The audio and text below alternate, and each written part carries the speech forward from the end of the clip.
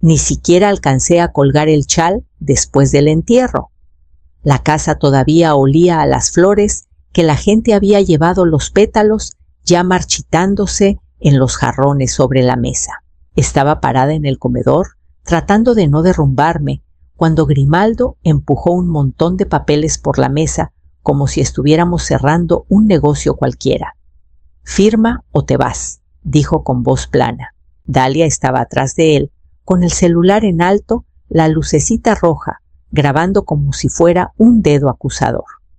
Papá quería la casa a nuestro nombre. Tú nomás estás complicando las cosas. Lo miré sin poder articular palabra. Mi esposo llevaba apenas 2 horas enterrado. Grimaldo ni se inmutó. Como no agarré la pluma, soltó un resoplido. Órale, pues ya cambiamos las chapas ahorita. Agarra lo que quieras y vete. Recuerdo el silencio raro que cayó después, ni gritos ni súplicas, solo el zumbido bajito de la traición metiéndose hasta los huesos. De pronto apareció el abogado de ellos en la puerta con una carpeta y una sonrisita ensayada, como si hubiera estado esperando su turno. Me enseñó un testamento, que yo nunca había visto uno que le dejaba todo a Grimaldo, y a mí me mandaba a una casa vieja, a medio terminar, que Aureliano había comprado hacía años por allá en las sierras cerca de Xalapa. Agarré lo que pude, 2 maletas, unas fotos enmarcadas, un suéter de mi esposo que todavía tenía su olor a loción. Cuando salí al zaguán, ya alguien adentro estaba quitando las chapas. El camino hasta ese pueblo olvidado se me hizo eterno, con la lluvia golpeando el parabrisas como si el cielo estuviera llorando por mí. Al llegar a la casa, estaba tal cual, la recordaba el portal hundido, la pintura descascarada, una puerta que se atora antes de abrirse. Armé una cama plegable en el único cuarto que no goteaba y me acosté, pero el sueño no llegaba. El dolor me aplastaba como otra capa de humedad y debajo, algo más filoso, la pura vergüenza. Me levanté y caminé por la casa oscura, pasando la mano por la pared cuarteada cerca de la escalera. El yeso se desmoronaba. De repente me vino un recuerdo. Aureliano acercándose una noche hablando bajito. Si algo me pasa, confía en la estructura. Ahí dejé la verdad donde no la puedan doblar. Apreté la palma contra la pared, escuché el eco hueco detrás y sentí el primer escalofrío que me seguiría hasta la mañana, cuando llegaría Helio para revisar la casa. Por la mañana la humedad se había metido hasta los huesos. La casa crujía con cada ráfaga de viento, como si protestara por seguir viva. Caminé de cuarto en cuarto, viéndola de verdad a la luz del día por primera vez, vigas comidas por el comején, pisos hundidos, el aislante colgando como trapos rotos. No parecía hogar, parecía el cascarón de algo que nunca terminaron abandonado mucho antes de que yo llegara. Estaba en la cocina mirando la encimera torcida, cuando por fin agarré el teléfono. Solo había una persona a quien podía llamar, Helio el albañil, en quien Aureliano confiaba más que en nadie. Contestó al segundo tono, escuchó callado y dijo que llegaba en 1 hora. Cuando llegó, ni saludó de a mentiras. Entró, asintió y empezó a caminar despacio por cada cuarto. Tocaba las paredes, golpeaba el piso con la punta de la bota, se agachaba a ver las vigas con una concentración casi religiosa. Esta casa no se construyó para caerse, dijo al fin. Alguien le metió refuerzos. Con cuidado. A propósito, como si quisiera que ciertas partes duraran más que todo lo demás. Se detuvo frente a una tira larga de tabla roca, cerca de la entrada de la sala. Se veía más nueva, más lisa. Helio puso los nudillos. Sonó apagado raro, ni hueco, ni macizo, algo intermedio. Ahí le conté todo, cómo Grimaldo me había empujado los papeles antes de que se marchitaran las flores del entierro. Cómo apareció de la nada un testamento que nunca vi en manos de un abogado desconocido. Cómo de repente su paciencia se volvió pura mala leche. Elio no me interrumpió. Solo escuchaba con el ceño fruncido de esa manera callada suya. Antes de irse, dijo: «¿Tu esposo planeó algo aquí? Déjame ver más a fondo antes de que decidas nada». Esa noche, sentada en el borde de la cama plegable, me llegó un mensaje de Dalia. «Si tratas de pelear el testamento, vamos a mostrarle a todo mundo cómo estás. Firma la cesión de la casa mañana». Su seguridad se sentía calculada fría, y mirando esa pared reforzada que Elio había tocado, supe que cuando regresara traería más que un reporte de carpintería. Elio llegó temprano la troca, crujiendo sobre la grava mientras la neblina se levantaba del patio. Trajo a 2 muchachos con maletines de herramientas y un escáner térmico, que parecía demasiado moderno para una casa tan vieja. Los llevé a la sala donde el aire siempre se sentía más frío que en el resto. Encendió el aparato y lo pasó por la pared. En la pantalla apareció un contorno nítido rectangular clarísimo. Brillaba azul tenue contra el rojo alrededor. «Todo esto es falso», dijo ajustando. «Alguien puso una pared falsa detrás de la original». Se me cortó el aire. Aureliano era preciso en su trabajo, nunca cambiaba nada sin razón. Pero esto era un secreto de verdad, no una remodelación. Elio golpeó suave, centímetro a centímetro. Cuando llegó al centro del rectángulo, sonó un golpe hueco. Me miró serio. «Señora, esto no es solo pared, es un escondite». Los muchachos empezaron a quitar la capa de fuera, con cuidado el polvo cayendo como niebla alrededor de sus botas. Me hice para atrás, mientras el sonido volvía vacío, pero ordenado como algo enterrado que esperaba. Antes de que sacaran lo que había dentro, sonó mi celular. «Grimaldo», contesté. Su voz salió firme, demasiado firme. «Mamá, déjame comprarte ese ranchito. 250,000 pesos. Al menos te vas con algo». No dije nada. Por primera vez le tembló la voz. «Te lo advertimos. Debiste firmar nomás». Colgó de golpe. Cuando volteé, Elio salía del hueco con polvo en las mangas. Me miró pálido, impresionado. «Hay una caja fuerte de metal metida en las vigas», dijo bajito. La sala se quedó en silencio, la verdad apretando desde las sombras de ese espacio escondido. Y mientras Elio volvía a agarrar sus herramientas, entendí que lo que Aureliano había guardado ahí iba a cambiar todo lo que venía. A las 9:42 de la noche estaba yo en un cuartito de motel a unas cuantas leguas de la casa, revisando un montón de permisos viejos que Aureliano guardaba en una carpeta toda maltrecha. Olían a polvo y a años las orillas enrolladas por la humedad. Buscaba cualquier pista de por qué había comprado esa casa en primer lugar. El teléfono vibró sobre la mesita de fórmica barata. Era Elio, voz tensa y apurada: «No vengas sola». Abrimos la caja fuerte. La policía tuvo que venir. Por un momento no pude moverme. Luego agarré el chal, subí al carro y manejé con las manos apretadas al volante. Al llegar al zaguán, 2 patrullas ya estaban ahí, las luces largas, alumbrando el portal. Los oficiales platicaban bajito en la sala, cerca del hueco abierto en la pared. En medio del cuarto estaba la caja fuerte de acero pesado, cubierta de yeso, con 3 letras grabadas: I.H., Itzayana Harrow. Pero en mi corazón siempre fue Itzayana de Aureliano. Se me aflojaron las rodillas. Aureliano nunca ponía mis iniciales en nada si no era algo solo para mí. Un oficial se hizo a un lado para dejarme acercar.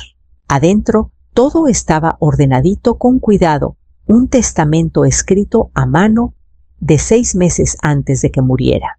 Estados de cuenta con casi 45 millones de pesos a mi nombre y un sobre sellado sin adornos, solo las palabras: «si algo me pasa». Otro oficial se acercó. Señora, el segundo testamento, el que presentó su hijo, tiene irregularidades. Las firmas no coinciden. Vamos a necesitar los dos documentos.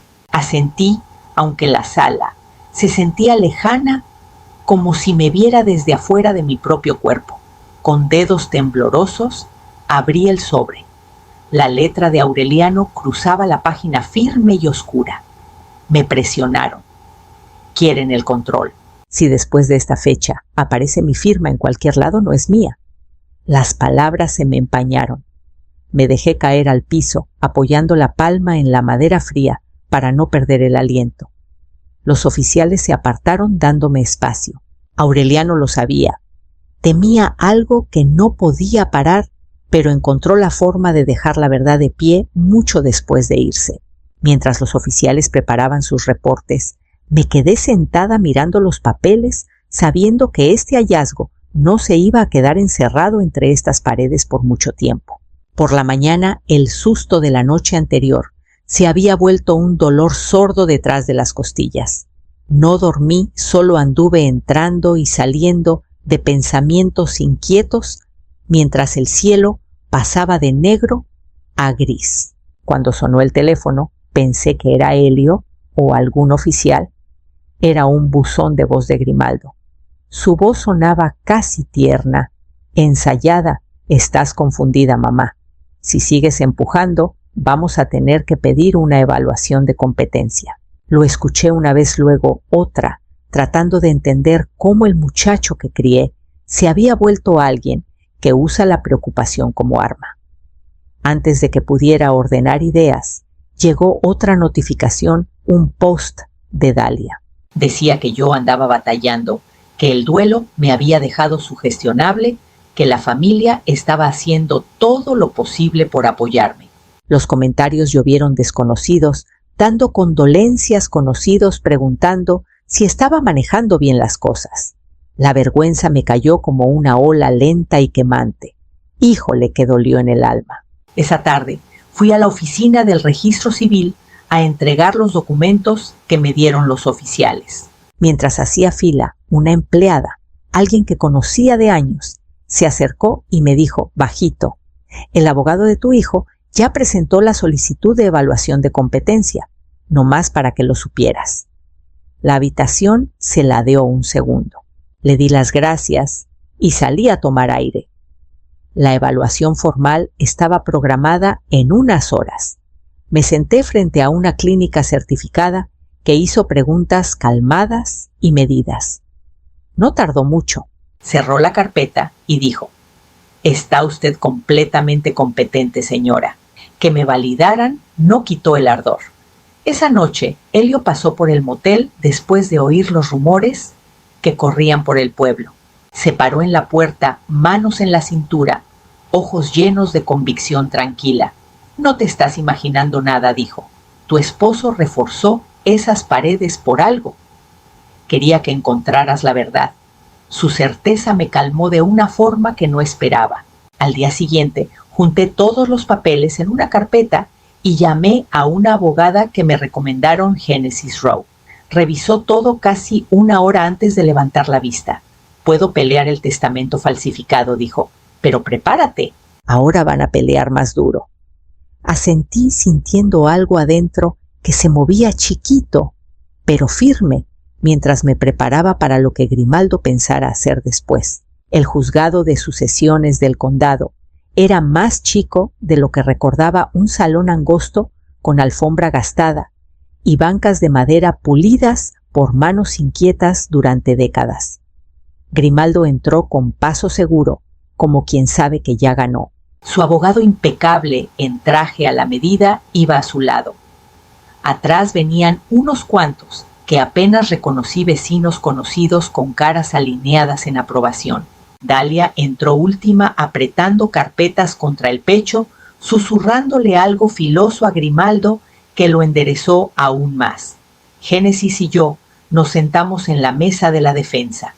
Ella acomodó los documentos con cuidado, alisando las orillas, como si la precisión pudiera protegerlos de lo que venía. Cuando llamaron nuestro caso Génesis, se levantó y presentó primero el testamento escrito a mano, dejándolo suave en el escritorio del juez. Luego los estados de cuenta, luego la nota sellada de Aureliano. Cada cosa se sentía como un salvavidas, la verdad, al descubierto en tinta y papel. El abogado contrario contraatacó de inmediato, dijo que los documentos eran fabricados, que yo había sido engañada por gente que aprovechaba mi duelo. Grimaldo bajó la voz al dirigirse al tribunal. Mamá ha estado confundida desde que papá se fue, dijo ojos bajos, en una actuación de preocupación tan ensayada que casi parecía real. La jueza escuchó sin expresión, aunque su mirada se iba hacia Grimaldo como por costumbre. Cuando Génesis pidió suspender el testamento impugnado hasta revisar más la jueza, apenas dudó antes de negar la petición. Génesis se acercó y me dijo bajito: «Esto no es normal. Esta jueza conoce al abogado de tu hijo». Al salir al pasillo, el aire fresco me pegó como un regaño. Una secretaria se acercó con cuidado, mirando alrededor antes de hablar. «Estuvieron en un evento privado el fin de semana pasado», susurró. Lo organizó el esposo de la jueza. Las piezas encajaron con una claridad que me revolvió el estómago. Afuera Helio esperaba en las escaleras del palacio. Su cara se oscureció mientras le contaba. «Están atando cabos por detrás», dijo. «Tu esposo lo previó. ¿Por qué, si no, esconder todo en las paredes en vez de dejarlo con un abogado?» Cerré los ojos, el peso de sus palabras cayendo hondo, sabiendo que necesitaba encontrar un camino que llegara más allá de este juzgado y la gente que protegía a mi hijo. Génesis no esperó a que se asentara el polvo de la audiencia. Apenas llegamos a su oficina, cerró con llave, extendió los documentos sobre el escritorio y habló con una firmeza que no le había oído antes. «Vamos a lo federal», dijo. «Falsificación y desvío de bienes caen bajo revisión federal. Ya no jugamos en su cancha». Durante horas armamos el caso pedacito a pedacito, el testamento. A mano el falsificado que presentó Grimaldo, los estados de cuenta, la nota de Aureliano, fotos de la caja fuerte metida en la pared.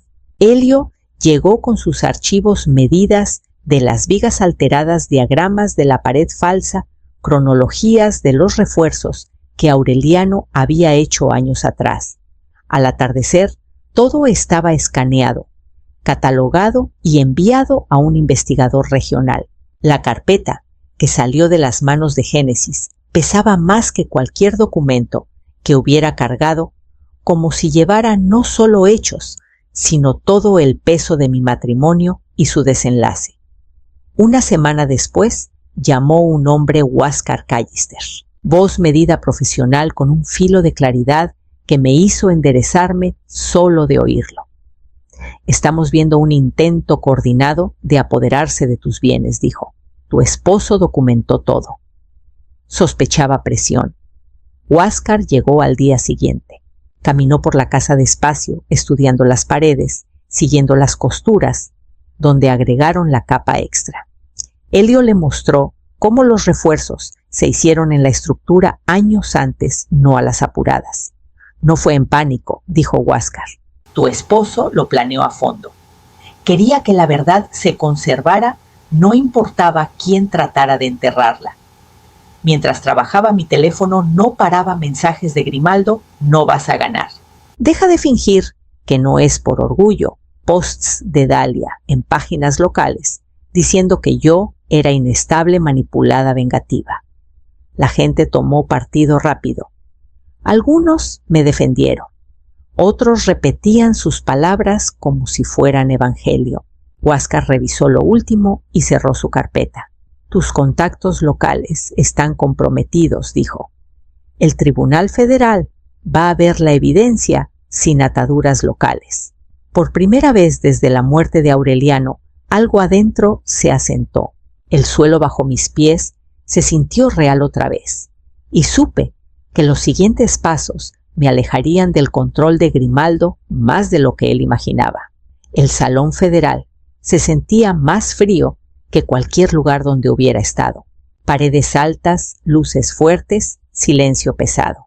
Grimaldo y Dalia se sentaron en la mesa opuesta, tiesos y tensos. Su abogado, que en el juzgado local desbordaba confianza, ahora se movía inquieto, mirando una y otra vez la pila de documentos federales en su contra. Cuando la jueza llamó "Nuestro caso, Génesis", se levantó primero. Empezó con el hallazgo de la caja fuerte, detallando la cadena de eventos con reportes de los oficiales y fotos con fecha y hora. Cada imagen capturaba la verdad que Aureliano escondió en las paredes años atrás. El salón se fue callando mientras hablaba. Luego subió Huáscar al estrado. Su testimonio fue preciso, casi clínico. Explicó el análisis de firmas, las inconsistencias en el Segundo Testamento, cómo los patrones de presión revelaban trazos deliberados. Estas firmas son falsificadas, dijo. Fueron hechas para imitar la letra del fallecido, pero no coinciden con muestras auténticas. Dalia se puso rígida, agarrando el brazo de Grimaldo. Él se inclinó y le susurró fuerte: «Cállate». Después llamaron a Helio. Contó los hechos con calma, cómo el escáner térmico reveló la pared falsa, cómo la estructura se reforzó años antes, cómo la caja fuerte estaba tan bien metida en las vigas que solo pudo instalarse en las primeras modificaciones de la casa. El señor Harrow construyó eso a propósito, dijo Helio. No por accidente ni recientemente. La jueza escuchaba sin expresión. Génesis presentó el sobre sellado. Cuando leyeron en voz alta la nota de Aureliano describiendo la presión, el miedo, la certeza de que alguien intentaría cambiar sus deseos, la compostura de Dalia se quebró. Iba a dejarnos fuera, soltó. Dijo que mamá iba a malgastar todo. La cabeza de Grimaldo giró hacia ella, traición en la cara. Su abogado cerró los ojos como preparándose para el golpe. La jueza pidió ambos testamentos. Los revisó despacio, volteando páginas, comparando márgenes, firmas, fechas. Al fin los dejó. El testamento escrito a mano es anterior al impugnado y coincide con las intenciones documentadas del fallecido. Solté el aire que no sabía que tenía guardado. Pero el salón no había terminado y las verdaderas consecuencias aún esperaban más allá de las órdenes de la jueza, desenrollándose tan firmes como la verdad que por fin había llegado ahí. La sentencia llegó clara, sin las evasivas que permitió el juzgado local. No hubo miradas compasivas a Grimaldo, ni deferencia a reputaciones o lazos locales. La jueza leyó cada decisión en voz alta, firme, como una puerta que se cierra detrás de mí. El testamento falsificado quedó anulado. El escrito a mano, las verdaderas intenciones de Aureliano, se reinstauró completo. La cuenta con casi 45 millones de pesos era legal y únicamente mía. Grimaldo y Dalia se quedaron inmóviles mientras la jueza seguía detallando los cargos que ahora enfrentaban: intento de fraude, representación dolosa, presentación de una demanda falsa de incompetencia. Cada cargo cayó como piedra en agua, haciendo ondas en el salón. Los ojos de Dalia se llenaron, pero Grimaldo solo miró al frente, mandíbula apretada, como aceptando un destino que creyó imposible. Afuera, mientras la gente se dispersaba y los oficiales los guiaban a vehículos separados para procesarlos, Grimaldo se soltó un momento y se acercó. La seguridad que llevaba como armadura meses enteros se había ido. Se veía más chico, más joven, agotado por el mismo plan que armó. Necesitaba el dinero, murmuró. Tú debías ayudarnos. Le sostuve la mirada buscando al niño que metía dientes de león en mis bolsillos. Lo hice, dije bajito. Durante años. Apartó la vista, incapaz de sostener la verdad que por fin lo alcanzó. Más tarde, de regreso en la casa vieja, el aire se sentía distinto, más ligero, o tal vez solo honesto. Elio estaba en la sala, supervisando las últimas obras. Vigas nuevas sostenían el techo. El piso hundido ya se había cambiado. Las corrientes frías se habían calmado. La casa que antes se sentía vacía empezaba a sentirse como algo que podía habitar, no solo aguantar.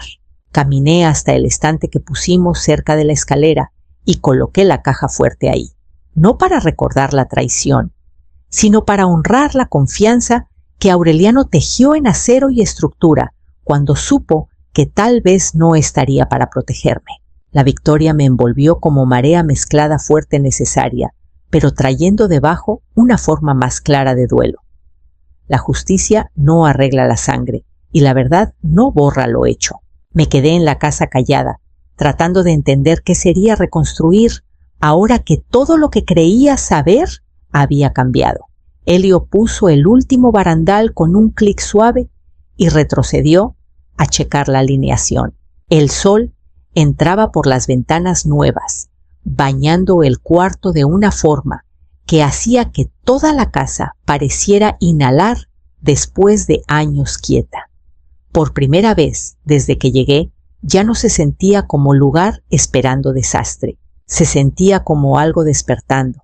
Mi teléfono vibró. Era Huáscar. Restauración completa, dijo cuando contesté.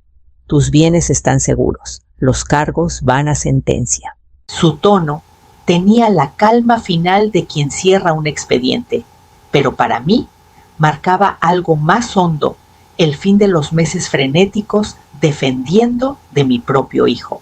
Después de colgar, me quedé quieta un rato, escuchando el subir y bajar callado de la casa, acomodándose en su nueva forma. Caminé despacio por cada cuarto, palma rozando la madera lisa de las vigas que Aureliano reforzó con tanto secreto. Ahora lo entendía. No construyó esas paredes para esconderse del mundo. Las construyó para guardar la verdad por si el mundo se volvía en contra mía. Era un amor que no supe nombrar hasta ahora, silencioso, firme, dispuesto a durar más que el engaño. En mi recámara abrí su nota final otra vez. La tinta se había desvaído un poco en las orillas, pero las palabras seguían afiladas. Si alguien trata de reescribir nuestra vida, construye la tuya desde la verdad. La doblé con cuidado y la puse junto a la caja fuerte. La casa ya no se sentía como carga que dejó. Se sentía como brújula apuntando a lo que seguía. Semanas después, abrí la puerta principal a la primera visita. Una mujer con carpeta en mano, voz temblorosa, preguntando si sabía algo de firmas falsificadas. Encendí la luz del portal y me hice a un lado, invitándola a pasar. La casa que guardó secretos ahora tenía espacio para algo completamente distinto. Al cerrar la puerta detrás de ella, sentí claro que esta historia mía y de Aureliano ya no se definía por la pérdida, sino por lo que podía crecer de ella después.